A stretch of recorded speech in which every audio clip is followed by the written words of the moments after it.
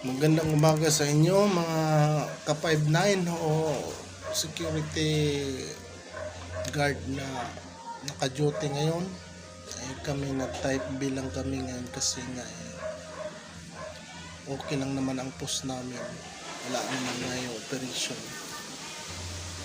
So, mayroon lang akong konting mag-real talk tayo ngayon tungkol sa update natin yung mga security agency ngayon na pag-uusapan natin bilang tayo ay mga gwardiya.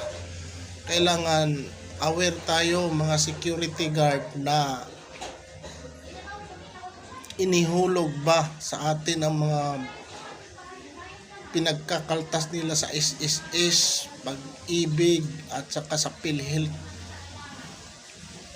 Aware kayo sa mga kaltas na yan dahil marami ngayong mga security agency na parang mga buhaya na hindi naghuhulog ng mga benepisyo para sa kanilang mga nagtitiis at nagtitiyaga ng mga security guard.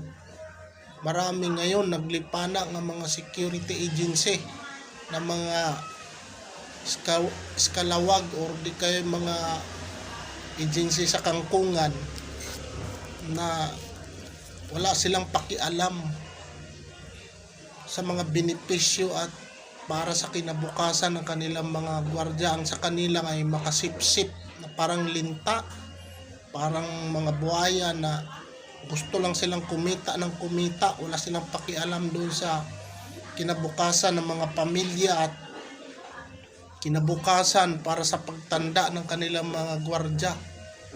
Ang karamihan sa kanila ay humakot ng humakot o kumuha ng kumuha lang. Alam ninyo, sa totoo lang mga ka-59 o mga security guard, tayo, mga lisensyado tayo nga security, dapat aware tayo nga bantayan natin yung mga benepisyo na ating pinaghirapan na pinagkakaltas sa ating mga agency ngayon na pinaglilingkuran o ating ina-applyan. Kasi karamihan sa mga agency ito ay hindi naghuhulog ng mga benepisyo ng SSS, Pag-ibig, PhilHealth. Bagkos nagkaltas pa sila sa atin. At yung kinaltas nila, hindi naman nila inire-remit. At may na-encounter pa